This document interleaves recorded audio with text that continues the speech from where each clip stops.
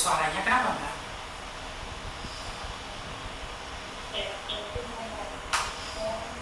Nggak dengar Mbak, suaranya pelan banget.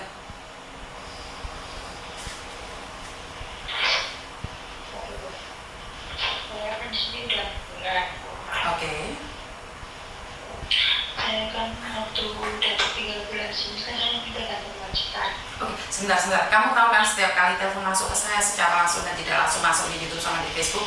Jadi hati-hati, jangan pernah menyebut nama siapapun termasuk namamu sendiri, karena saya tidak ini setelah viral kalian minta take down. Oke, kamu di Hongkong baru 6 bulan. Kenapa? Mbak, angin kamu ada anginnya loh Mbak. Anginnya kuat sekali itu. Kamu di mana? Saya dari Taiwan. Kamu di Taiwan. Anginmu kuat banget kan? Anginmu kuat banget kan? Saya di Taiwan sih. Di Taiwan kenapa sayang? Saya kan dulu dari pertama saya kesini kan nenek saya kan kata saya udah minta pindah sama agensi. Nah, agensi bilang udah diomongin udah bakalan pulang lagi, ya kamu berusaha lagi sekarang. Sekarang tuh malam-malam terus saya tuh serba salah sih, saya tuh mau pindah, saya tuh nggak kuat sini, saya tiap hari nangis terus. Oke, lah kenapa kamu nggak telepon agenmu atau PT-mu sayang? Saya waktu itu disuruh nulis perjanjian udah boleh ganti majikan.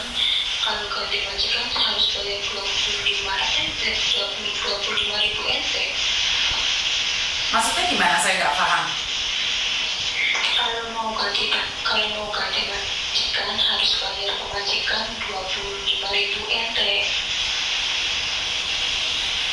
25.000 NT itu sebesar berapa Indonesia? Sebesar ya 20.000-nya aja 10 juta. 10 juta ke atas. 10 juta ke atas. Terus kamu sekarang sudah tidak kuat gitu maksudmu? Udah tidak kuat. Saya tadi semalam gak tidur, nangis terus. Saya bingung mau cari bantuan sama siapa. Oke, lah di Taiwan kan ada banyak orang itu, orang-orang yang apa ya, yang juga pekerja migran itu. Nggak ada yang bisa bantu. Nggak tahu, saya belum pernah minta bantuan sama siapa-siapa, cuma sama kali ini aja. Oke, kan di Taiwan itu kan banyak yang bisa membantu toh, benar nggak? Kalau di Taiwan itu banyak sekali kan orang-orang yang bisa bantu. Tapi kurang tahu. Oke, sudah menghubungi PT-mu yang menerbangkan kamu? Sudah. Apa kata mereka? Ya kamu kan udah sudah perjanjian, ya kamu kalau mau pindah ya harus bayar. Ya kayaknya uang dari mana? Saya dari situ. Oke, karena di sini nggak berani ngomong apa-apa ya. Itu kan Taiwan. Kamu di Taiwan berapa lama? 6 bulan. Sekarang baru 6 bulan. Terus kamu mau pulang seperti itu? Apa sih? Oke, kamu di Taiwan kan baru 6 bulan. Kamu itu mau pulang atau mau pindah agent atau pindah majikan? Gimana? Saya nggak paham. Pengen pindah majikan. Saya tidak mau pulang. Saya niatnya di sini mau kerja. Oke, kan harusnya ngomong sama agent, datang ke agentmu dulu sayang. Bener nggak? Udah, pakai ini ya udah kamu harus bayar dong sama majikan 25.000 M. Dan waktu itu kan saya udah ngasih tahu kamu harus nulis perjanjian. Tapi saya tidak ada paksaan. Iya, emang tidak ada paksaan, tapi emang harus agensinya kayak ya harus bayar gitu kalau pindah. Ya, saya mau dari mana pindah? Bayar gitu. Oke, saya nggak ngerti ya karena sebentar ya, saya teleponkan Koko Faisal ya. Saya itu nggak tahu tentang Taiwan loh Mbak. Sebentar, tak telepon Koko Faisal ya. Karena di sini nggak ngerti peraturan di Taiwan seperti apa dan bagaimana. Saya juga di sini kan tidak sesuai job.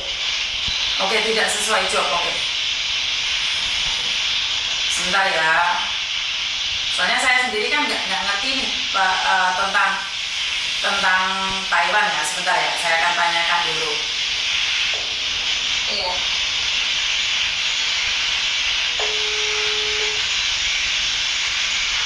Jadi kamu 6 bulan, Mbak, suaranya ada anginnya, boleh nggak jangan cari angin?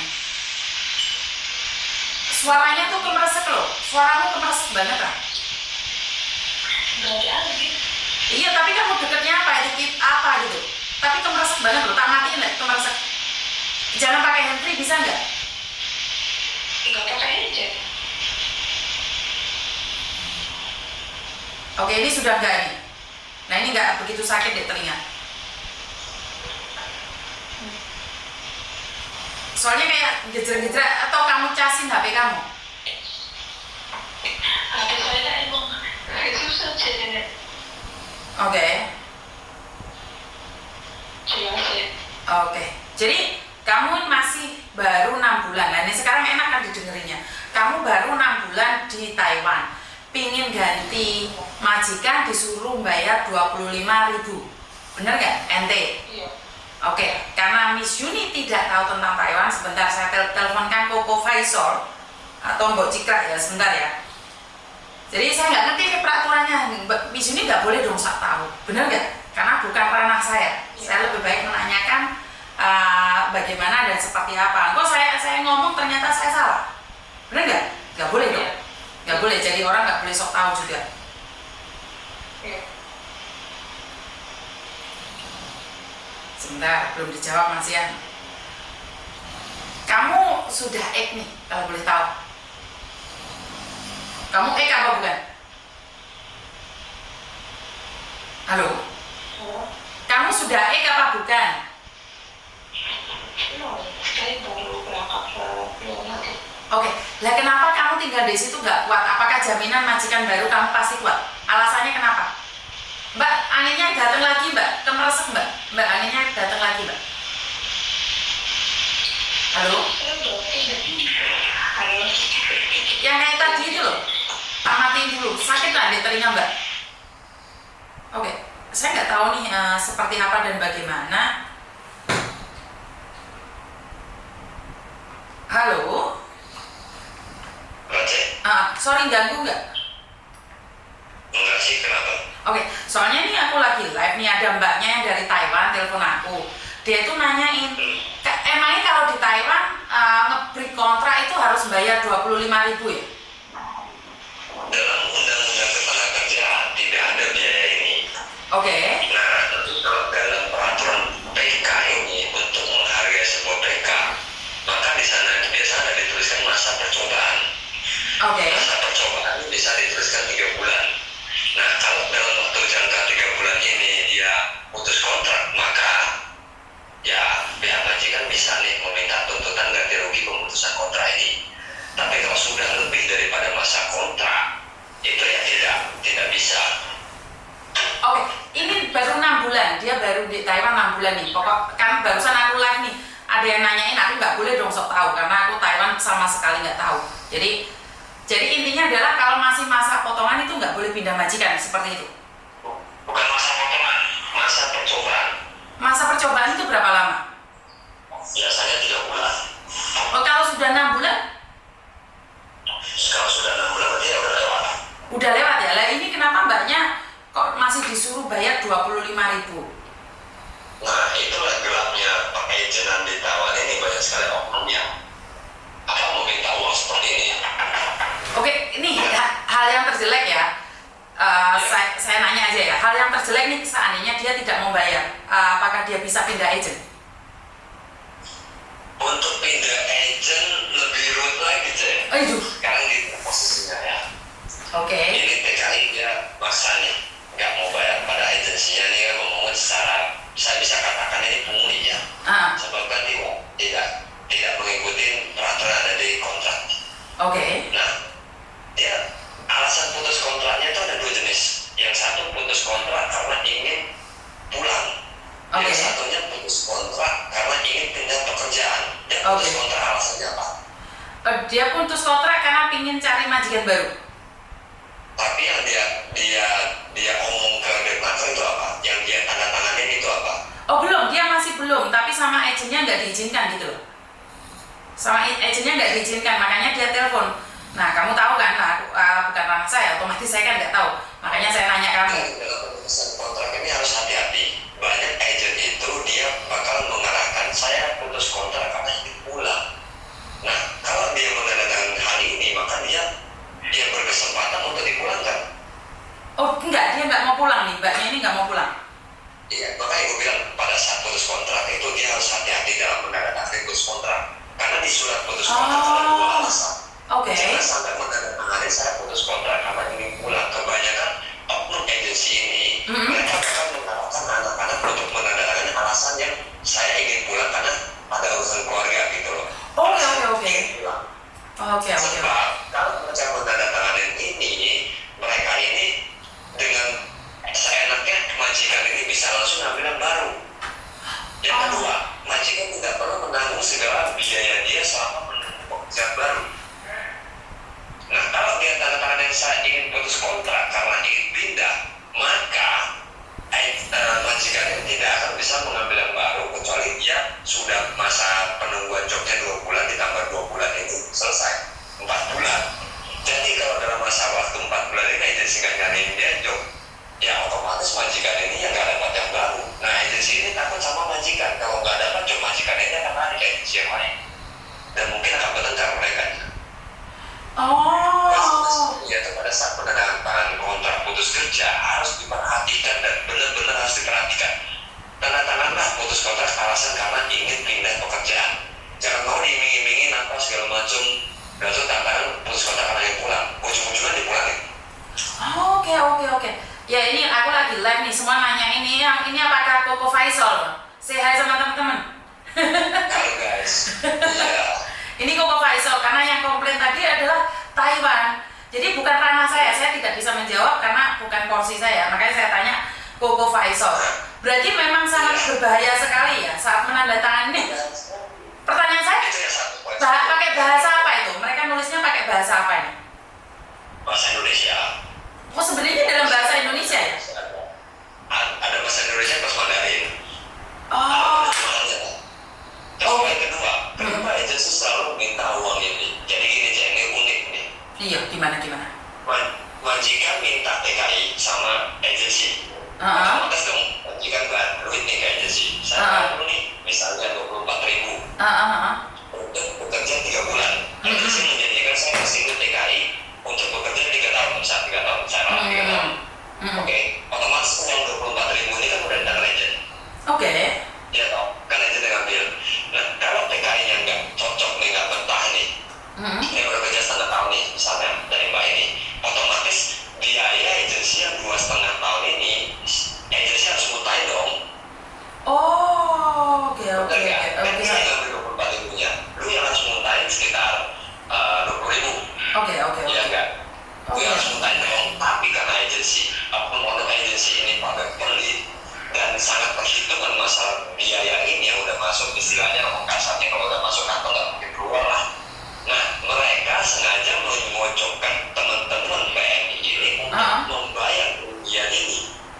Jadi agensi tetap untung, majikan kalau dibalikin uang yang majikan gak rugi, yang rugi siapa? Teman-teman PMI. Padahal uang yang semestinya dimuntahkan kembali ke majikan ini adalah uang yang diambil oleh agensi. Oke. Jadi yang menanggung kerugian atas sesuatu itu TKW-nya sendiri, pekerja migran sendiri. Nah iya, kalau agensinya itu fair, oke lah, gue cuma kerja 6 bulan dan gue harus meretur nih ke majikan gue nih. 2 tahun setengahnya, gue retur, ya udah selesai dong masalah ini. Oke. Lebih complicated ya kalau di Thailand kalau mau mengganti majikan itu. Waduh, berarti nggak mudah ya. Jadi selalunya TKW atau pekerja migran dong yang dirugikan, tetap aja kan? Ya jadi caranya mereka dipaksa dulu untuk tanda tangan alasan ingin putus kontrak karena ingin pulang. Secara nggak langsung bakal diarahin ke situ. Nah begitu dia tidak mau bayar langsung dipulangin.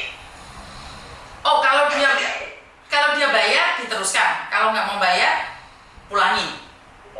Iya, tapi kalau teman-teman menandatangani putus kontrak ini asal pertama karena ingin pindah job, maka susah untuk pulangin dia. Oke. Nah jadi peraturan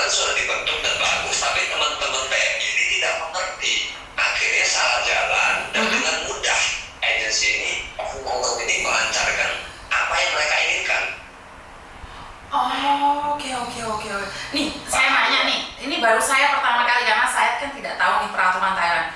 Koko Faisal sendiri pernah nggak ngomong kayak gini sama teman-teman yang lain? Sudah sering. Dan Sudah masih sering. banyak yang tidak mengetahui. Oh, sudah sering tapi masih tetap tidak ada yang mengetahui dan tidak memahami. Benar nggak? Iya, kedua, posisi mereka pada saat udah ditekan agent itu bawaannya takut. Kenapa kok bawaannya takut? Ya gimana dipanggil misalnya di agensinya, lu ke tempat agensi, nah dipanggil ke semua ruangan. Itu biasanya nih yang pengalaman gue yang banyak sih teman-teman yang udah melapor. Jadi mereka tuh dipanggil ke ruangan agensinya, itu HP diperiksa tuh, HP nggak boleh bawa. Pas di ruangan itu digojok-gojok gitu. Oh, oke. Digojok-gojok gitu. Jadi setengah kayak diperas, dipaksa oleh agent, bisa dibilang seperti itu.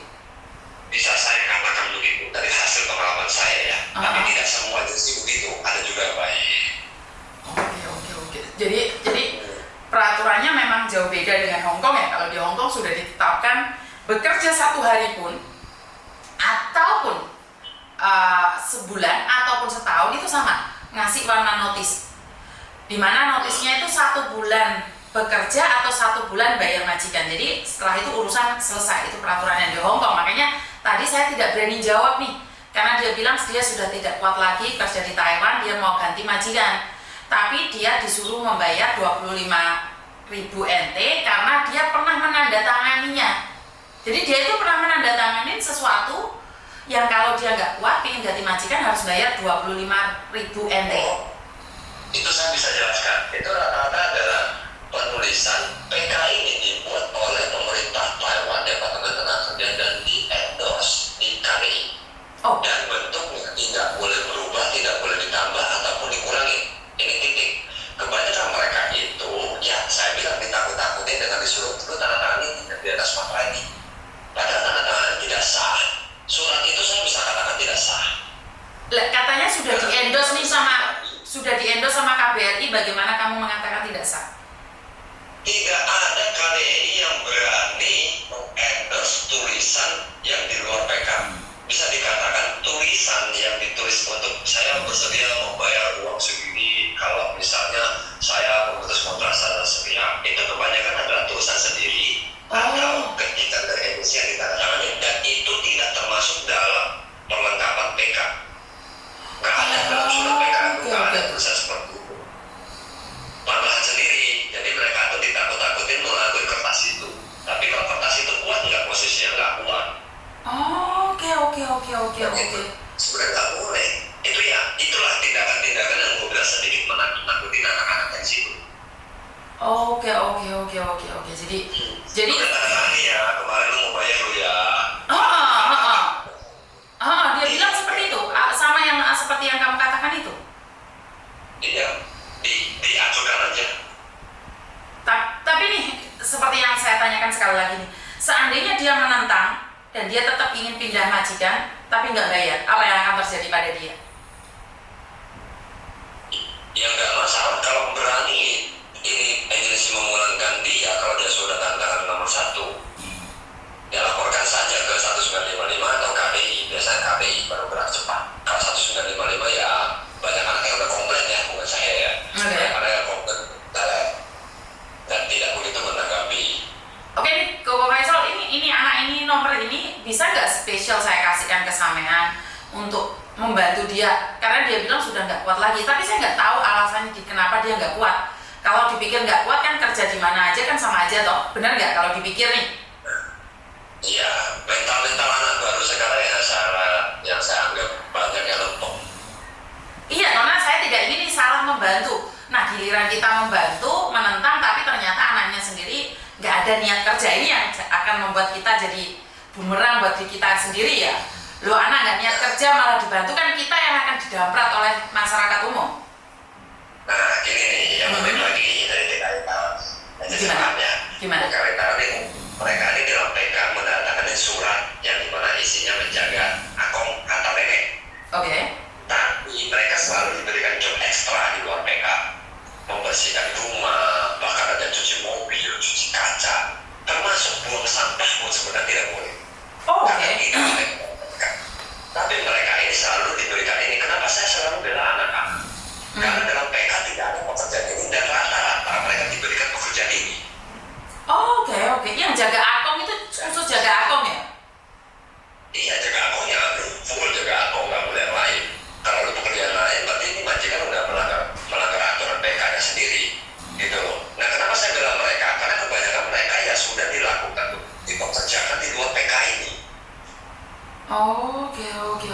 Oke. Jadi posisi untuk membela saya lebih tinggi sebab majikanlah dulu yang sudah melanggar PK. Oke. Paham ya? Oke, paham. Anak-anak ini juga unik nih, saya nggak bisa membela 100% pada sekali yang cuma karena kayak beratnya di majikan terlalu rewel gitu, nggak boleh sebenarnya. Karena rewel kan semua orang ya. Karena rewel kan bukan orang luar negeri aja, di Indonesia kan ada juga orang yang rewel. Tapi kalau kita nggak kuat, mau gimana? Tapi ya makanya saya bilang saya bisa merujuk ke arah apa sih pekerjaannya. Apakah melanggar PK? Kalau melanggar PK ya posisi TKI tetap lebih kuat. Meskipun dia sendiri rewel, kalau majikan telah melanggar PK memberikan dia pekerjaan selain PK, dan posisi TNI-nya kuat. Oke. Jadi kadang ada juga yang sampai makan ayam itu ada ya di Taiwan itu. Maksudnya dia jaga orang tua tapi di luar job itu makan ayam, buang sampah karena majikannya ternak ayam. Halaman, potong rumput ada. Oke. Jadi kalau di Taiwan, jadi di Taiwan itu kalau jaga orang tua, jadi kalau di Taiwan jaga orang tua itu khusus orang tua. Jadi nggak sama kayak di Hong Kong nih, dicampur-campur gitu, dipandangi kabeh. Di Taiwan nggak boleh ya? Nah inilah yang membuat para TKW Indonesia ini lebih gemilang namanya di pabrik atau di pasaran orang Taiwan, sebab mereka ini telah dibiasakan dengan anak-anak yang lama yang lebih senior itu. Mereka tidak rewel, misalnya ayo saya bantu sedikit nggak apa-apa lah. Nah inilah membuat citra PMI di Taiwan itu naik. Akhirnya mereka kalau bersaing di pasaran selalu menang dari negara lain, sektor PRT atau sektor jaga orang tua. Jadi ya karena ini juga TKI itu gemilang, karena ini juga banyak TKI untung. Oke. Unik sekali ya. Jadi karena yang dulunya senior mereka mengatakan nggak apa-apa deh, bantu deh, nggak apa-apa deh nyabutin rumput deh, dan menjadi mereka kebiasaan, bisa dibilang seperti itu. Iya, dan itu membuat citra PMI naik di mata-mata para majikan-majikan orang Taiwan ini. Tapi kan nggak bagus sih buat kita, benar nggak? Iya, ada sisi baiknya, ada sisi buruknya. Sisi baiknya itu karena gemilang. Sekarang PMI kalau disandingkan dengan dari Vietnam, dari Filipina, mau dari Pindapa, India, kalau masuk ini nggak bakal menang. Indonesia selalu nomor 1 karena kebiasaan ini yang memanjakan majikan-majikan ini. Memanjakan majikan. Oke. Jadi ini ilmu baru ya. Ngerti. Iya, unik. Oke. Jadi nih Koko Faisal, saya nanya nih, pernah nggak kamu nolong seseorang dalam konteks ini dan akhirnya kamu kelilit sendiri dari mereka? Pernah nggak kamu kayak nolong orang nih, tapi kamu sendiri punya dampak negatif dari setelah ditolong itu? Pernah nggak merasakan seperti itu? Kalau saya sebelum saya take konten, saya nggak semua konten saya take. Jadi karena kecil-kecil ini biasanya saya secara pribadi gitu, bagian telepon ke agensinya, TikTok dulu mediasi, kalau selesai ya udah. Karena agensi juga ada yang baik gitu kan. Udah lalu yang ini nggak usah contek, udah pindahin aja, kenapa kasihan orang baru datang gitu. Kita mau baik-baik agensi pada oke lah. Biasanya selesai dengan mediasi pribadi. Nah kalau saya angkat biasanya yang lebih gede, mungkin yang lebih sakit gitu. Kalau nggak diangkat, nggak viral, nggak ditangani atau lambat ditangani. Kayak ini saya bentar lagi mau ngangkat satu kasus itu ada yang meninggal. Ini gue sedikit ini ya, sharing ya.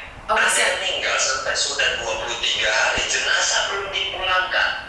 Agensi mengatakan pemulangan jenazah ini mereka tidak ada biaya. Agensi sana sini mengambil biaya donasi, tidak transparan dan tidak ada izin dari keluarga. Dan bayangkan agensi ini ternyata setelah saya cek, mereka ini merupakan perusahaan agensi serta perusahaan finance, peminjaman dana dengan bunga yang cukup tinggi. Bagaimana sebuah agensi ini yang melakukan, saya bisa katakan rentenir karena bunga cukup tinggi ya, melakukan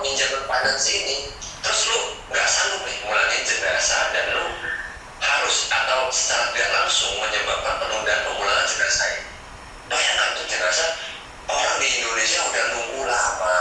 Dan di sana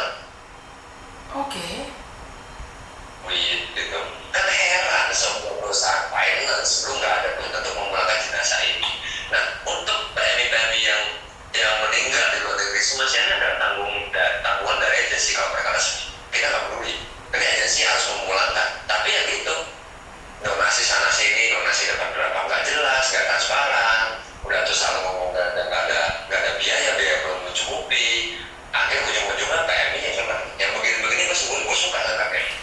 Oke, jadi intinya adalah ini, sorry ya, innalillahi wa inna ilaihi raji'un. Jadi ada salah satu pekerja migran yang ada di Taiwan sudah meninggal 23 hari ya? Iya. Oke, 23. Kemarin kita teleponin itu katanya minggu depan lagi baru mau dipulangkan. 1 bulan lebih baru dipulangkan. Atau masih mengurusi administrasinya? Atau seperti apa? Administrasi sudah lama. Bayangkan, kita ambil contoh kemarin ada yang berantem tuh, yang berantem di Taiwan. Itu 2 minggu nggak nyampe udah pulang. Viral, pulang langsung. Ya, kalau nggak viral nggak diangkat ya lu.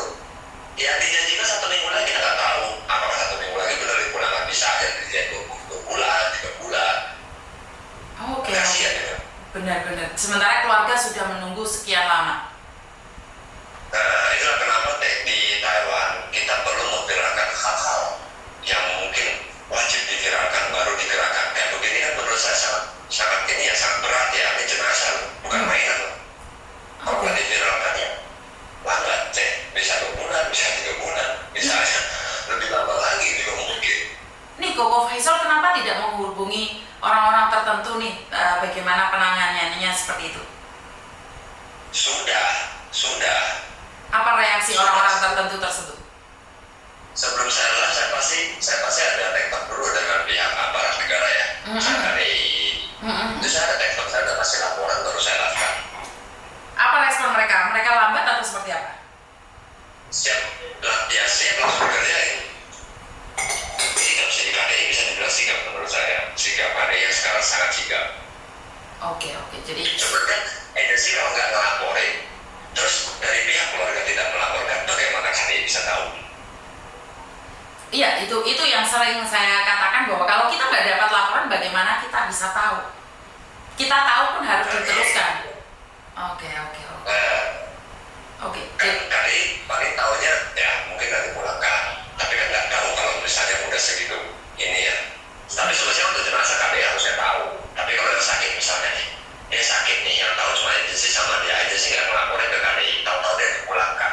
Bagaimana KDI bisa tahu dia dipulangkan dalam keadaan sakit kalau agensi yang tidak melapor? Padahal agensi itu wajib melaporkan kepada pihak kedutaan atau perwakilan negara berpatah kalau ada PMI yang sakit dan bisa dikategorikan sakitnya itu parah, harus melapor loh. Banyak oknum agensi tidak melakukan pelaporan ini. Kenapa, kalau boleh tahu, Koko Faisal bisa jelaskan kenapa agensi tidak melaporkan? Kan sebenarnya tidak membahayakan, tidak menakutkan untuk melaporkan pada KBRI. Kan lebih enak seandainya di bandara kan bisa dijemput oleh PP2MI atau yang lainnya. Kenapa mereka memilih untuk tidak melaporkan pada KBRI ini, kalau boleh tahu? Pendapat yang penglihatan saya ya, ini pendapat pribadi saya, dia takut repot. Kalau dia dipulangkan ya udah langsung sampai rumah kan dia udah nggak mau tahu. Kalau misalnya dilaporkan negara kan mereka pasti menuntut ini itu, menuntut dia dibawa dulu rujukan ke rumah sakit, ada surat layak terbangnya, ya kan, sampai Indonesia rujukan lagi ke TNI Polri, ya kan. Kalau misalnya di rumah sakit Polri juga belum bisa selesai, itu tidak ada. P3MI harus membantu pendampingan. Nah, tapi kan yang melakukan bukan agent, yang melakukan kan dari pihak Indonesia kalau sudah melepas ke Indonesia, benar nggak? Tapi minimal kan agensi harus kasih tahu dulu baru ada tindakan atau pemerintah dari Indonesia bisa melakukan tindakan untuk pengawasan. Karena mereka ini dilindungi oleh negara dan dalam pengawasan negara. Kalau tidak dilaporkan negara, bagaimana bisa mengawas? Artinya karena mereka takut ribet, itu aja bisa dibilang seperti itu. Takut ribet dan takut keluar duit untuk dalam pendampingan ini. Sebentar. Kenapa harus keluar uang? Saya nggak paham. Dari kenapa dia kok bisa dibilang keluar uang? Pendampingannya harus dong. Pendampingnya harus dong. Udah tuh, kalau misalnya nih, gua ngomong sedikit rada dalam sedikit aja. Oke, siap. Tahu nggak sih kalau orang sakit yang dibutuhkan apa? Biaya toh? Betul? Pasti. Oke, kalau misalnya bisa nggak kita negara minta kepada PT TKI ini, lu jangan cuan untuk kasus ini. Bisa nggak? Di Hongkong bisa loh, di Hongkong bisa. Saya kurang tahu kalau di Thailand. Lu bantu TKI ini untuk kemanusiaan. Kita ngomong kemanusiaan nih. Kalau saya mau labrak semua, rata-rata mereka melakukan overcharging melalui second law. Apa itu second law?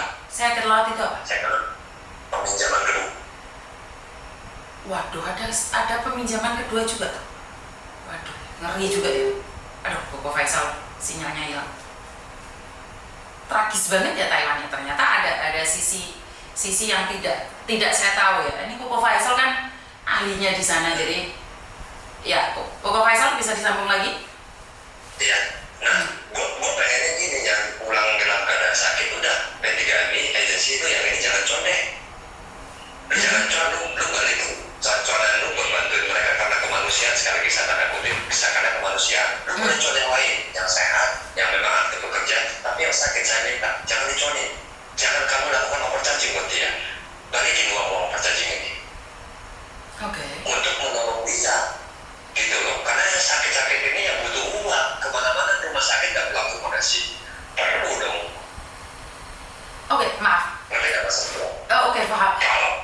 Kalau intinya kalau sakit pulang, pasti negara pengawasan. Dan kalau negara pengawasan, pasti bakal diminta untuk, udah lu jangan untungin lah ini lah. Kalau saya ya, jadi pejabat, saya pasti minta itu. Yang ini lu jangan untungin deh, untung-untung lu balikin ke dia nih.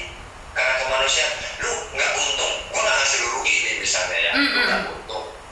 Tapi lu nggak untung satu, lu masih ada untung yang lain-lainnya gitu loh. Oh, betul. Nah, dan yang saya gerakin sekarang ini, gue nggak ngehajar apapun yang lu lakuin, enggak. Cuman gue minta yang sakit yang lu pulangin ini jangan lu untungin, lu balikin duitnya mereka biar mereka bisa berobat.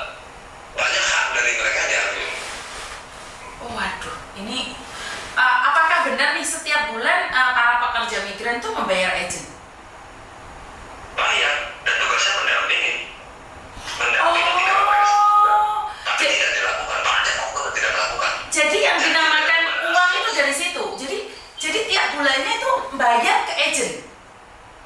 Nah, bukan ngomong dari situ. Ini yang saya dapat pengalaman saya ya, beberapa kasus mereka itu udah sakit nih. Terus? Udah sakit dipulangkan. Ya memang sakit karena sakit pribadi itu tanggungan pribadi.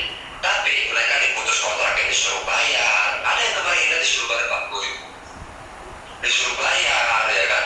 Udah tuh pada saat tiket ialah tanggungan pribadi lah ya. Tapi kan tidak ada layak terbang nih. Agensi malah dimaksa nih tidak ada layak terbang. Ya otomatis lu kalau maksa dia pulang, lu yang harus bayar tiket dong. Iya. Lain ya kan. Betul. Sampai Indonesia ya dalam overcharging ini pasti harus dikembalikan. Jadi bayangkan satu kasus saja mereka bisa berhemat berapa banyak.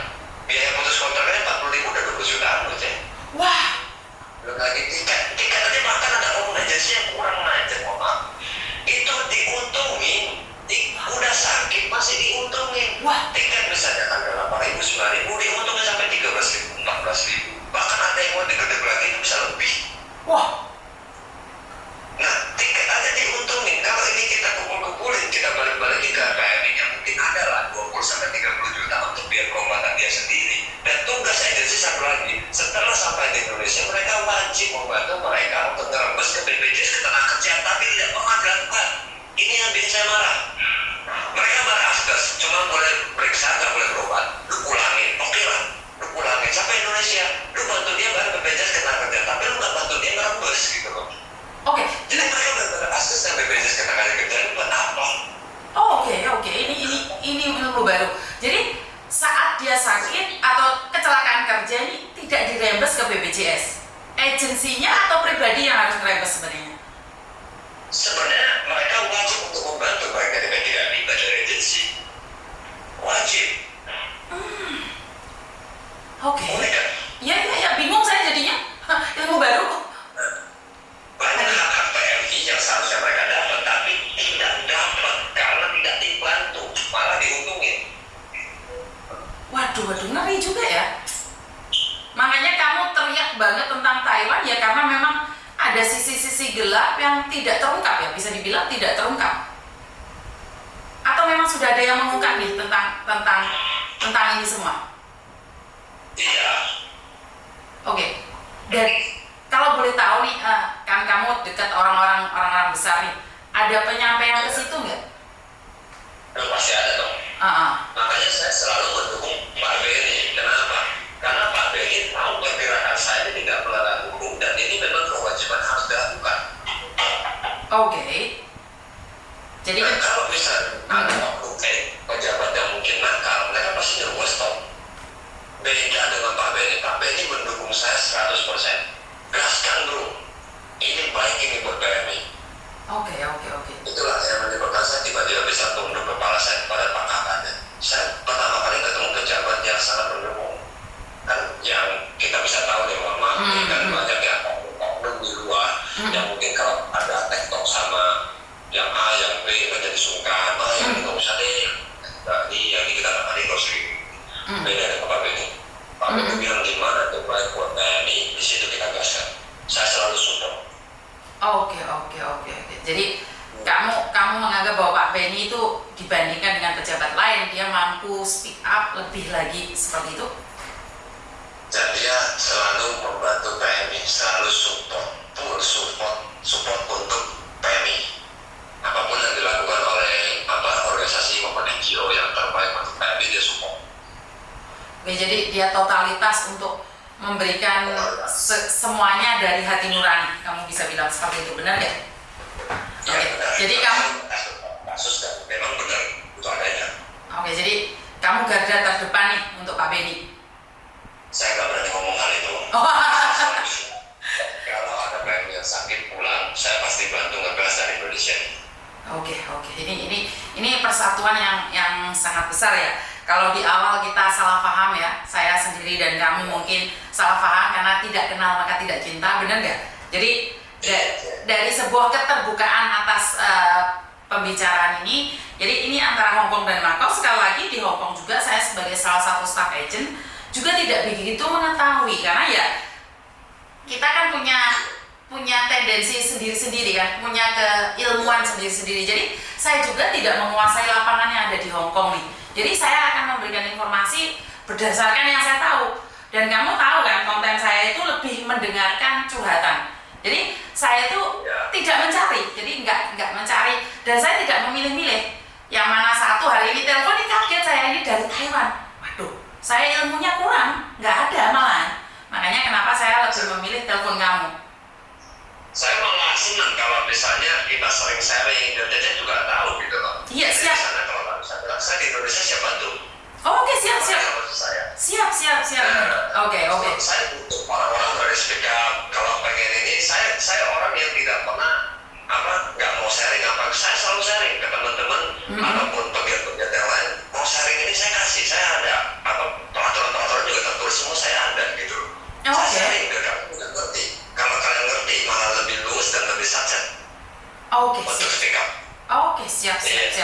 Jadi ini saya merasa senang sekali di mana keterbukaan Koko Faisal, karena memang sekali lagi bukan ranah saya Taiwan, jadi semakin banyak orang yang menanyakan, jadi mungkin saya harus selalu menggandeng Koko Faisal karena memang saya sering-sering nanti ya saya kasih aturan-aturannya.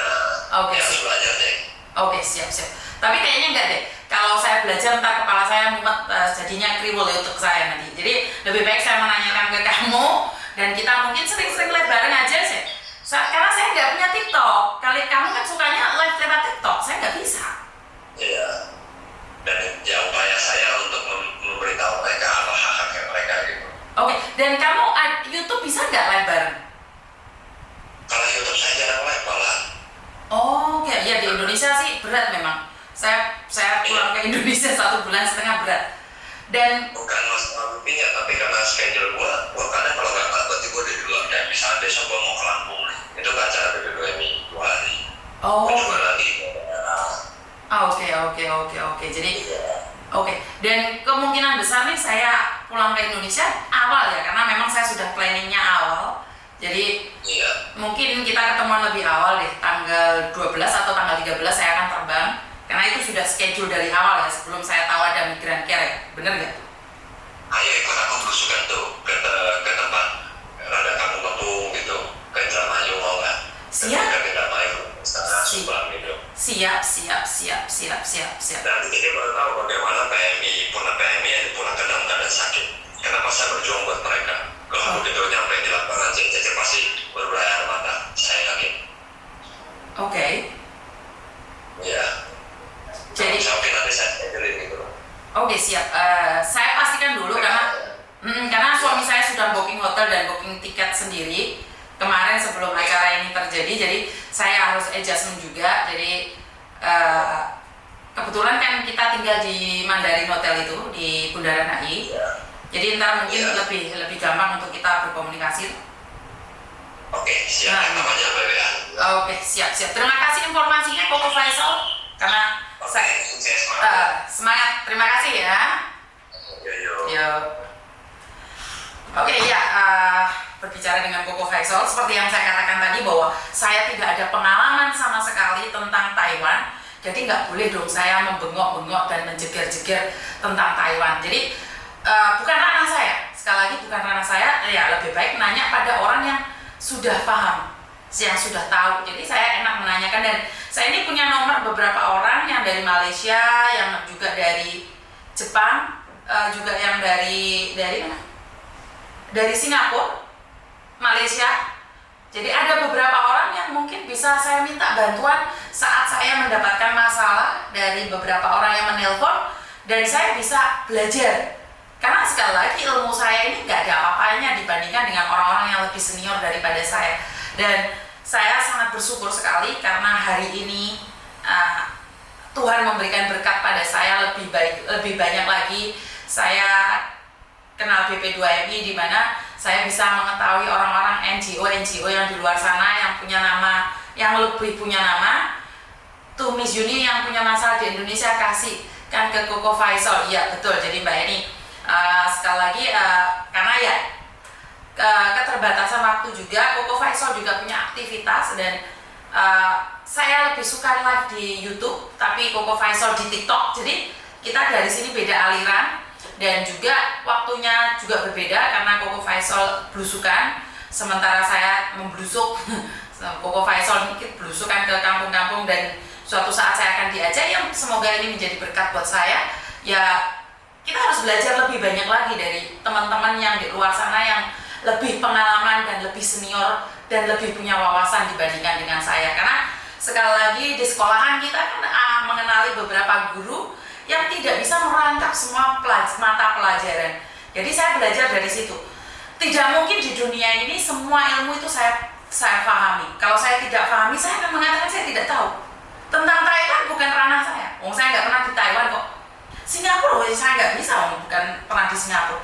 Maka saya dulu tahu, tapi sekarang nggak tahu. Nggak boleh dong saya sok tahu. Benar tidak? Jadi buat teman-teman ini saya selalu memberikan informasi berdasarkan sepengetahuan saya saja. Jika saya tidak tahu, saya tidak boleh mengatakan saya mengerti, saya tahu, saya mengerti, saya tahu. Tapi terima kasih sekali, ini adalah YouTube terbaru saya, yaitu Uni TKW Hongkong Ltd, di mana di channel ini itu terregister oleh pemerintah Hongkong. Jadi ini channelnya resmi, channel resmi Hongkong.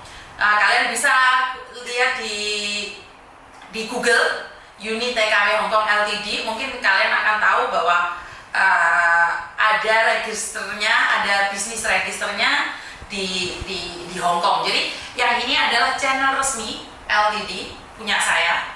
Jadi buat teman-teman nih yang menanyakan ini baru yang misi, iya ini baru.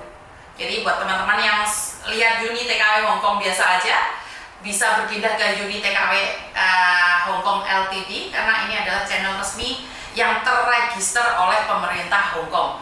Jadi buat teman-teman, itu aja dari saya, kurang lebihnya saya minta maaf. Dan ini percobaan awal di media sosial saya Ltd, dan semoga kalian semoga saya bisa memberikan yang terbaik, lebih baik lagi dan lebih baik lagi. Dan semangat buat kalian. Ini saya belum ngabsen ya, mungkin ntar ada 2 Facebook, ada 2 YouTube yang akan bisa saya absen. Cuman ini mencoba saja, dan kebetulan saat saya mencoba ada yang telepon. Dan sekali lagi absennya ini hanya jam 10 saja. Jadi biar kita lebih terupdate informasi juga. Jadi buat teman-teman, bantu saya doa agar saya tetap amanah melakukan yang terbaik dengan teman-teman. Saya lihat sangat kalian komennya semua tidak bisa saya baca satu persatu karena jamnya makan. Iya aslinya wis rogok legrek dan luwe. Jadi buat teman-teman terima kasih sekali. Kurang lebihnya saya minta maaf. Wassalamualaikum warahmatullahi wabarakatuh. Berkat Tuhan mengalir atas hidup kita semua. Semoga semua makhluk hidup bahagia dan terima kasih. Sampai ketemu lagi. Bye bye.